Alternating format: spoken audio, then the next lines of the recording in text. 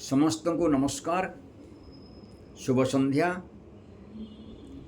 कलाहांडी इतिहास पुस्तकर जो उपस्थापना कार्यक्रम चली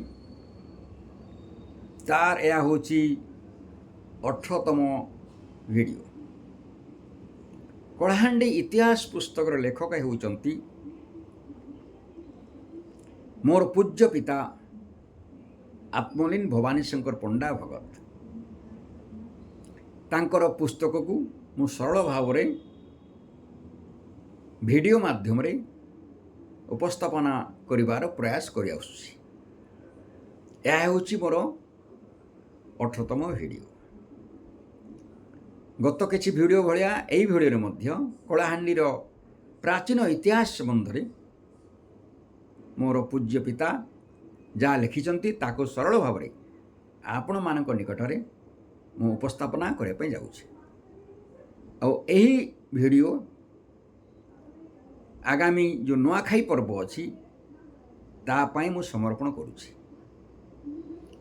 कलाहांडी तथा पश्चिम ओडिशार जते माँ भाई बहन अछन समस्त के आगरू नुआखाई जुहार करूचे एवं माँ माणिकेश्वरी, माँ लंकेश्वरी, माँ भंडार घराणी, माँ पाटनेश्वरी, माँ सुरेश्वरी, माँ समलेश्वरी तथा जेते देवता देवी अछन समस्तंकर करुणा हो एवं सेमानकर आशीर्वाद रे आमे धूमधाम रे नुआ खाएमा एवं आमर समस्तंकर जीवन मंगलमय हो, सुखमय हो, शांतिमय हो एटा मी कामना करी ए वीडियो की नुआखाई पर्व जेन आसुची सेतिर पाए मुई अर्पण करबाके जाउचे समस्त के आउ थरे आगरू नुआखाई जुहार। तो बंधुगण आज मध्य से प्राचीन इतिहास संबंध रे मु उपस्थापना करबा पई जाउछि। कलाहांडी जिल्लार जो असुरगढ़ अच्छी, जूनागढ़ अच्छी तथा विभिन्न अंचल विभिन्न प्राचीन मुद्रा सब मिली।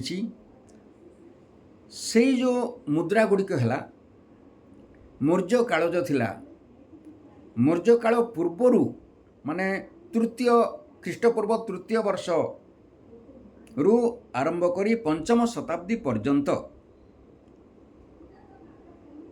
सही समय सही कालखंड रे जो घटना सब घटी से संबंध में किसी तथ्य से मुद्रारू मिली पारिछि। आउ से मुद्रारू आमर इतिहास केते संपन्न थिला प्राचीन इतिहास कलाहांडी अंचल ता प्रमाणित हुए। आउ से मुद्रा को आधार करी मोर पूज्य पिता जो लिखिचंद पुस्तक से संबंध में प्राचीन इतिहास बाबद रे आपण मानकू जणाइबा पई जाउछि। अशोक कथा जानिचंती जे कि मौर्य चक्रवर्ती सम्राट थिले। से खपिंगल पहाड़ रे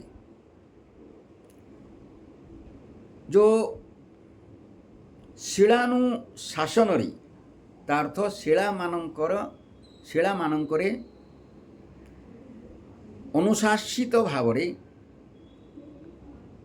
श्रृंखलित ढंगरे जो लेखा सबू थिला बा लेखा सबू अच्छी तो से जो लेखारे चारि चतुर्थ धाड़ी एवं षष्ठ धाड़ी रे जोटा लेखा जाइछि से संबंध रे मु आपण मानकू जणाइबाकू चाहूछि। सेठी लेखा जाइछि जे अशोकंक राज्यर जो सीमा थिला, जो बॉर्डर थिला, से बॉर्डर रो पाखरे गोटे राज्य थिला। से राज्यर ना होची आटविक राज्य जोटा कि अरण्य रे भरपूर थिला, जोटारे जंगल रे भरपूर थिला एवं से आटविक राज्य पराक्रमी आटविक राज्यर जो ନାଗରିକମାନେ ଥିଲେ, ଅଧିବାସୀମାନେ ଥିଲେ, ସେମାନେ ବହୁତ ପରାକ୍ରମୀ ଥିଲେ, ସେମାନେ ସବୁ ଶକ୍ତିଶାଳୀ ଥିଲେ, ସେମାନେ ଥିଲେ ଅପରାଜୟ ଥିଲେ, ତାଙ୍କୁ କେହି ମଧ୍ୟ ପରାଜୟ କରିପାରୁନଥିଲେ, ସେମାନେ ଅବିଚିତ ଥିଲେ, ମାନେ ତାଙ୍କୁ ଅବିଚିତ ମାନେ ତାଙ୍କୁ କି ଜିଣି ପାରୁନଥିଲେ। ଏଭଳିଆ ଏକ ପରାକ୍ରମୀ ଶକ୍ତିଶାଳୀ ରାଜ୍ୟ ଅଶୋକଙ୍କ ରାଜ୍ୟ ସୀମା ପାଖରେ ଥିଲା ଏବଂ ଯାହାକୁ ଆଟବିକ ମାନଙ୍କ ରାଜ୍ୟ ବୋଲି କୁହାଯାଉଥିଲା, ଆଟବିକ ରାଜ୍ୟ କୁହାଯାଉଥିଲା। ଚତୁର୍ଥ ଓ ଷଷ୍ଠ ଧାଡ଼ିରେ ଯେଉଁ ଖପିଙ୍ଗଳ ପାହାଡ଼ରେ ଯେଉଁ ଲେଖାଯାଇଛି ସେଇଠି ତାହାର ନିଦର୍ଶନ ମିଳୁଛି ଯେ ଏହି ଆଟବିକ ରାଜ୍ୟ ଭଳିଆ ଏକ ପରାକ୍ରମୀ ଥିଲା। ଆଉ ଏହି ଆଟବିକ ରାଜ୍ୟ ମୁଖ୍ୟତଃ କଳାହାଣ୍ଡି, କୋରାପୁଟ ଓ ଗଞ୍ଜାମର କେତେକ ଅଞ୍ଚଳକୁ ନେଇ ଏହା ଗଠିତ ହୋଇଥିଲା ଏବଂ ତାହାର କେନ୍ଦ୍ର ଥିଲା କଳାହାଣ୍ଡି। ଏଇଠୁ ପ୍ରମାଣିତ ହୁଏ ଯେ ଆମ ଯେଉଁ କଳାହାଣ୍ଡି ଅଛି, ଯାହାକୁ ପୂର୍ବରେ କଳାହାଣ୍ଡି ରାଜ୍ୟ କୁହାଯାଉଥିଲା, ତା ପୂର୍ବରୁ ଖ୍ରୀଷ୍ଟପୂର୍ବ ସମୟ କଥା ହେଉ, ଶତାବ୍ଦୀର ପ୍ରାରମ୍ଭ କଥା ହେଉ, ଆମ ଯେଉଁ ଜିଲ୍ଲା ବା କଳାହାଣ୍ଡିର ପୂର୍ବତନ କଳାହାଣ୍ଡି ରାଜ୍ୟ, ତାହା ଆମେ ଯେଉଁ ବର୍ତ୍ତମାନ ଦେଖୁଛୁ ଏହି ଅଞ୍ଚଳରେ ସୀମିତ ନଥିଲା। ଆମେ ଯେଉଁ ଭାବୁଛୁ କଳାହାଣ୍ଡି ନୂଆପଡ଼ା ମିଶିକରି ଏ କଳାହାଣ୍ଡି ଥିଲା, ନୁହେଁ। ପ୍ରାଚୀନ କାଳରେ ଆମ କଳାହାଣ୍ଡି ଅଞ୍ଚଳ ବହୁତ ବିଶାଳ ଥିଲା। ଏଠୁ ପ୍ରମାଣିତ ହେଉଛି ଯେଉଁ ଆଟବିକ ରାଜ୍ୟ କଥା ଐତିହାସିକମାନେ କହୁଛନ୍ତି, ସେଇଟା କଳାହାଣ୍ଡି, କୋରାପୁଟର କିଛି ଅଂଶ ଏବଂ ଗଞ୍ଜାମର କିଛି ଅଂଶ ମିଶିକରି ଥିଲା। ତା ଅର୍ଥ ଆମ କଳାହାଣ୍ଡି ଅଞ୍ଚଳ, ଯାହାକୁ କି ପ୍ରାଚୀନ କାଳରେ ଆଟବିକ ରାଜ୍ୟ ବୋଲି କୁହାଯାଉଥିଲା, ସେଇଟା ବହୁତ ବିଶାଳ ଥିଲା। ଆଜିର କୋରାପୁଟ, ଆଜିର ଗଞ୍ଜାମର ଅନେକ ଅଞ୍ଚଳ ଆମ କଳାହାଣ୍ଡି ସହିତ ମିଶିକରି ଥିଲା। ତ ଏଇ ଆଟବିକ ରାଜ୍ୟ ବା କଳାହାଣ୍ଡିର ଯେଉଁ ପ୍ରାଚୀନ ରାଜ୍ୟ କେତେ ବିଶାଳ ଥିଲା ଏବଂ ଜଙ୍ଗଲରେ ପରିପୂର୍ଣ୍ଣ, ଅରଣ୍ୟରେ ପରିପୂର୍ଣ୍ଣ। ଆପଣଙ୍କ ଏଇ ଯେଉଁ ଜଙ୍ଗଲ ଏବଂ ଅରଣ୍ୟରେ ପରିପୂର୍ଣ୍ଣ ଯେଉଁ ରାଜ୍ୟ କଥା ମୁଁ କହୁଛି, ଏବଂ ଯାହାକି ଅଶୋକ ତାଙ୍କ ଶିଳାଲେଖମାନଙ୍କର ବର୍ଣ୍ଣନା କରିଛନ୍ତି ଯେ ସେମାନେ କେମିତି ପରାକ୍ରମୀ ଥିଲେ, କେମିତି ଶକ୍ତିଶାଳୀ ଥିଲେ, କେମିତି ମାନେ ଯୁଦ୍ଧ କରିବାରେ ନିପୁଣ ଥିଲେ। ଯେଉଁ ଆଟବିକମାନଙ୍କୁ ଅର୍ଥାତ୍ ପୁରାତନ କଳାହାଣ୍ଡିଆମାନଙ୍କୁ ଅଶୋକ ଭଳିଆ ଚକ୍ରବର୍ତ୍ତୀ ସମ୍ରାଟ ସେ ମଧ୍ୟ ଜିଣି ପାରିନଥିଲେ ଏବଂ ତାଙ୍କ ସୀମାନ୍ତରେ ଥିବା କାରଣରୁ ଏହି ଆଟବିକ ରାଜ୍ୟ ଅଶୋକ ସବୁବେଳେ ଭୟଭୀତ ହେଉଥିଲେ, କାଳେ ସେମାନେ ମୋ ସୀମା ଭିତରେ ପ୍ରବେଶ କରିବେ। ଏହି କଥା ସେ ନିଜେ, ଏଇ ଯେଉଁ ପାହାଡ଼ କଥା ମୁଁ କହିଲି, ସେଇ ପାହାଡ଼ରେ, ଖପିଙ୍ଗଳ ପାହାଡ଼ରେ ଶିଳାମାନଙ୍କରେ ସେ ଚତୁର୍ଥ ଏବଂ ଷଷ୍ଠ ଧାଡ଼ିରେ ସେ ଲେଖିଛନ୍ତି। ଜୈନମାନଙ୍କର ଯେଉଁ ବର୍ଣ୍ଣିତ 18 ବିଦ୍ୟାଧର ନିବାସ କଥା କୁହାଯାଏ, ସେଇଟା ପରବର୍ତ୍ତୀ କାଳରେ ତାହା ଅଷ୍ଟାଦଶ ଆଟବିକ ରାଜ୍ୟ ବୋଲି ସନ୍ଦେହ କରାଯାଏ। ଏବଂ କାଳକ୍ରମେ ସେ ଅଷ୍ଟାଦଶ ନିବାସରୁ 18 ଗଡ଼ଜାତ ଜନପଦ ଯାହାକି ଓଡ଼ିଶାରେ ସୃଷ୍ଟି ହୋଇଥିଲା ସେଇଟା ସମ୍ଭବ ବୋଲି ଐତିହାସିକମାନେ ତାହା ବର୍ଣ୍ଣନା କରିଛନ୍ତି। ଏବଂ ସେଇ 18ଟି ଯେଉଁ ଗଡ଼ଜାତ ଅଞ୍ଚଳ ଥିଲା, ଗଡ଼ଜାତ ଅଞ୍ଚଳ ଯେଉଁଟାକି ଅରଣ୍ୟରେ ଭରପୁର ଥିଲା, ଜଙ୍ଗଲରେ ଭରପୁର ଥିଲା, ସେଇ 18ଟି ରାଜ୍ୟ ଭିତରୁ କଳାହାଣ୍ଡି ମଧ୍ୟ ଥିଲା ଏବଂ ଯାହାର କି ପୂର୍ବ ନାମ ଆଟବିକ ରାଜ୍ୟ ଥିଲା।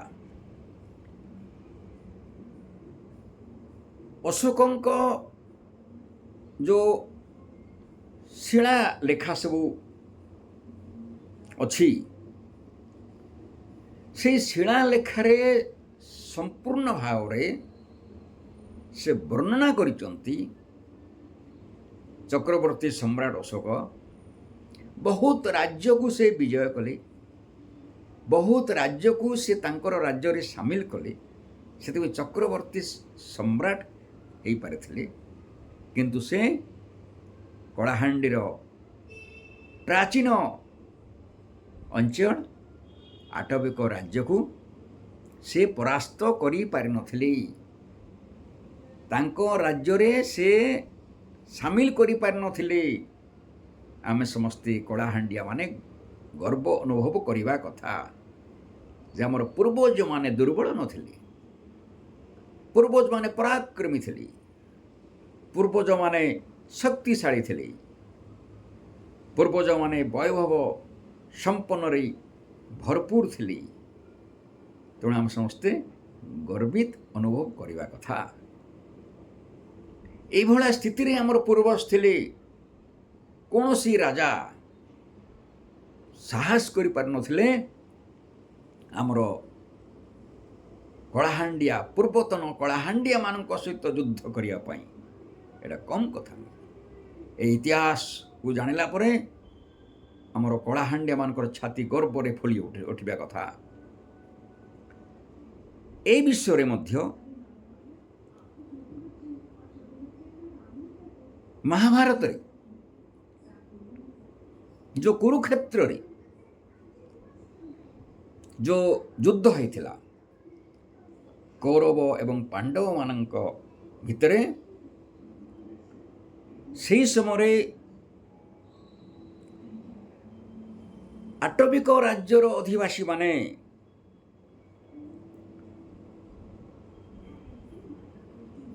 ପାଣ୍ଡବମାନଙ୍କ ସପକ୍ଷରେ କୌରବମାନଙ୍କ ବିରୁଦ୍ଧରେ ସଂଗ୍ରାମ କରିଥିଲେ। ପାଣ୍ଡବମାନଙ୍କ ପକ୍ଷରେ ସେମାନେ ମହାଭାରତ ଯୁଦ୍ଧରେ ସାମିଲ ହୋଇଥିବାର ପ୍ରମାଣ ମହାଭାରତରେ ବର୍ଣ୍ଣିତ ହୋଇଅଛି,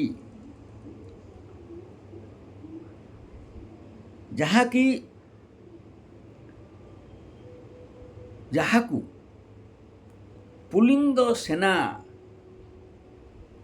ବୋଲି କୁହାଯାଉଥିଲା। ଜାଣିଥିବେ ମହାଭାରତରେ ପୁଲିନ୍ଦ ସେନା ଯେଉଁମାନେ କି ଅସୀମ ବୀରତ୍ୱ ପ୍ରଦର୍ଶନ କରିଥିଲେ, ଯେଉଁମାନଙ୍କ ପାଇଁ କୌରବମାନେ ତାଙ୍କର ହୃତ୍କମ୍ପନ ହୋଇଥିଲା, କୌରବମାନେ ସେଇ ପୁଲିନ୍ଦ ସେନା ମାନଙ୍କର ଅସୀମ ବୀରତ୍ୱରେ ଭୟଭୀତ ହୋଇଯାଇଥିଲେ। ଏବଂ ସେହି ପୁଲିନ୍ଦ ସେନା ହେଉଛନ୍ତି ଆଟବିକ ରାଜ୍ୟର ଅଧିବାସୀମାନେ। ମାନେ ଭାବନ୍ତୁ ଆମର କଳାହାଣ୍ଡି କେତେ ପ୍ରାଚୀନ। ମହାଭାରତ ଯୁଦ୍ଧରେ କଳାହାଣ୍ଡିଆ ମାନେ, ପୂର୍ବତନ ପ୍ରାଚୀନ କଳାହାଣ୍ଡିଆ ମାନେ ଧର୍ମ କ୍ଷେତ୍ରରେ, ଧର୍ମ ପକ୍ଷରେ ପାଣ୍ଡବମାନଙ୍କୁ ସମର୍ଥନ କରି ମହାଭାରତ ଯୁଦ୍ଧରେ ଯୁଦ୍ଧ କରିଥିଲେ।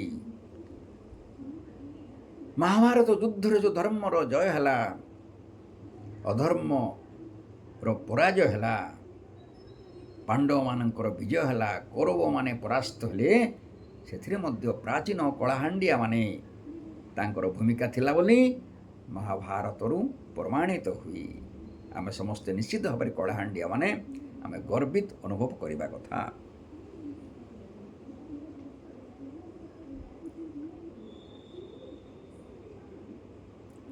ବର୍ତ୍ତମାନ ସୁଦ୍ଧା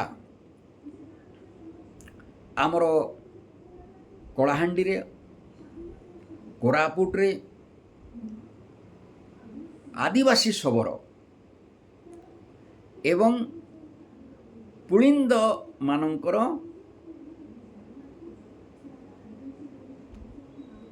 ବହୁ ସଂଖ୍ୟାରେ ସେମାନଙ୍କୁ ଦେଖିବାକୁ ମିଳେ। ସେମାନଙ୍କର ବାସଭୂମି କଳାହାଣ୍ଡି ଏବଂ କୋରାପୁଟ, ସେଇ ଆଦିବାସୀମାନଙ୍କର ଯେଉଁମାନେ କି ସେ ଆଟବିକମାନଙ୍କର ବଂଶଜ। ସୌଭାଗ୍ୟର କଥା ଯେ ଏ ଯେଉଁ ଆଟବିକ ରାଜ୍ୟ ଥିଲା, ଯାହାକି ବହୁତ ବିଶାଳ ଥିଲା, ତାର କେନ୍ଦ୍ର କଳାହାଣ୍ଡି ଥିଲା। ମୁଁ ଯାହାକୁ ଆଗରୁ କହି ଆସୁଛି, ତ ସେ ସମ୍ବନ୍ଧରେ ମଧ୍ୟ ସମୁଦ୍ରଗୁପ୍ତ ତାଙ୍କର ଏଲାହାବାଦ ଶିଳାଲେଖାରେ ସେ ବର୍ଣ୍ଣନା କରିଛନ୍ତି। ସେଠି ବର୍ଣ୍ଣନା ହେଇଛି ମହାକାନ୍ତର ଶବ୍ଦ। ସମୁଦ୍ରଗୁପ୍ତ ତାଙ୍କ ଲେଖାରେ ଯେଉଁ ମହାକାନ୍ତର ଶବ୍ଦ ସେ ବ୍ୟବହାର କରିଛନ୍ତି, ମହାକାନ୍ତର ଏବଂ ଅଟବୀ এই দুইটা ସମାନ ଶବ୍ଦ। ଅଟବୀ ମାନେ ମଧ୍ୟ ଅରଣ୍ୟ, ମହାକାନ୍ତର ମାନେ ମଧ୍ୟ ଅରଣ୍ୟ। ଆଉ ଅଟବୀରୁ ଆଟବିକ, ଅଟବୀରେ ରହୁଥିବା ଅଧିବାସୀମାନଙ୍କୁ ଆଟବିକ କୁହାଯାଉଥିଲା ଏବଂ ଆଟବିକମାନଙ୍କର ରାଜ୍ୟ ହେଉଛି ଆଟବିକ ରାଜ୍ୟ। ତ ଏଇଠୁ ମଧ୍ୟ ପ୍ରମାଣ ମିଳେ ଯେ କଳାହାଣ୍ଡିର ପ୍ରାଚୀନ ନାମ ଥିଲା ଆଟବିକ ରାଜ୍ୟ। ଆଜି ଆପଣମାନେ ଜାଣିଲେ ଏବଂ ଶୁଣିଲେ ଯେ ପ୍ରକୃତରେ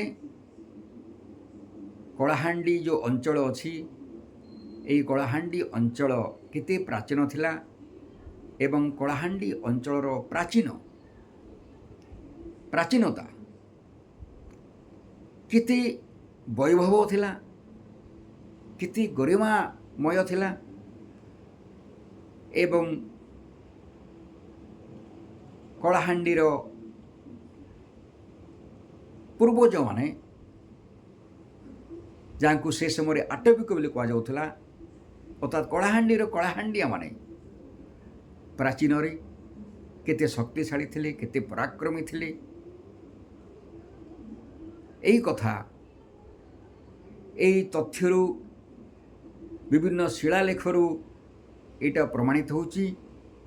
ମୁଁ ଆଜି କଳାହାଣ୍ଡିର ପ୍ରାଚୀନ ଇତିହାସ ସମ୍ବନ୍ଧରେ ମୋର ପୂଜ୍ୟ ପିତା ଆତ୍ମଲିନ ଭୁବନେଶ୍ୱର ପଣ୍ଡାଙ୍କର ଯେଉଁ କଳାହାଣ୍ଡି ଇତିହାସ ପୁସ୍ତକକୁ ସରଳ ଭାଷାରେ ମୁଁ ବୁଝାଇବା ପାଇଁ ପ୍ରୟାସ କଲି। ଆଶା କରିବି ଆପଣମାନେ ଏହି ଭିଡ଼ିଓକୁ ଶେଷ ପର୍ଯ୍ୟନ୍ତ ଦେଖିବେ, ଶୁଣିବେ, ଲାଇକ୍ କରିବେ, କମେଣ୍ଟ କରିବେ। ଏତିକି ମୋର ବାଣୀକୁ ବିରାମ ଦେଉଛି। ବହୁତ ବହୁତ ଧନ୍ୟବାଦ।